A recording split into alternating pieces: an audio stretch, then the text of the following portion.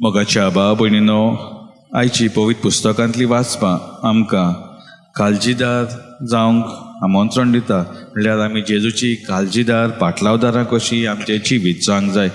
आमी पळयता पयले वाचपान आपोलो आनी पावलू वेता आनी एफेसकारांक जेजूची बरी खबर परगटून तांकां विचारता, तुमी पवित्र स्नान घेतला जाल्यार, आनी तांकां पवित्र आत्मो ते मागीर दितात. कित्याक ती मागली आमी फकत जुवांवाचें स्नान घेतलेलें आसा, पवित्र आत्मो आसा म्हणून आमकां ताची खबर ना, आनी तांकां अशें की पवित्र आत्मोय ते दितात.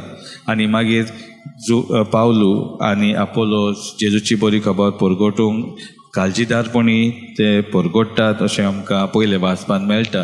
आनी कित्याक लागून, कित्याक तांणी जेजूक अनुभवलो आनी होच अनुभव तांकां शक्ती आनी घोटाय दिता जेजूची बरी खबर परगटूंक. आनी जेजू हेच आपले शुभ वर्तमानान आमकां सांगता काळजीदार कशी आमी जिवंक जाय.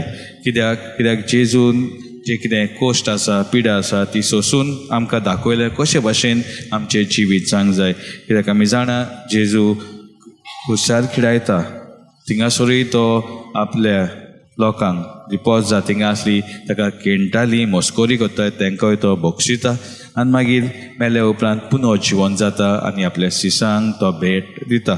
तर हातूंत तो तांकां धीर आनी घोट कोत्ता, उगडास कोत्ता की जें कितें तुमी सोंसपाक आसा त्या संवसारांत तुमी म्हजी पाटलावदारां म्हणून तें हांवें सोंसलोलें आसा. तो दाखोवन दिता आमकां ही वाट की केन्ना जेन्ना आमी स्वता पासत न्याय करपा पासत आमी झुजतांव, आमकां जेजू एक उदाहरण जाता की वय आमचे विरुद्ध खुबशे लोक आसतले पूण जेजू आसा आमच्या सांगाता. जे परी जेजू आपल्या सिसांक सांगता, तुमी म्हाका एकलो सांडला असो तुमकां दिसतलें पूण देव बाप आसा म्हजे सवे आनी तो म्हाका एकटो सांडिना. तो जेजू आसा म्हजे सवे आनी तो म्हाका एकटो सांडिना.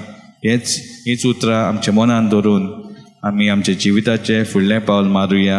आनी खास करून जेन्ना आमच्या जिवितान कसलें उद्रूस येता, कोश्ट येता, दूख येता, पिडा येता, जेजूय म्हजे बरोबर आसा आनी तो हें समजता म्हजे बरोबर, हेच विस्वासान आमी थीर रावन आमचें जिवीत जिवुया.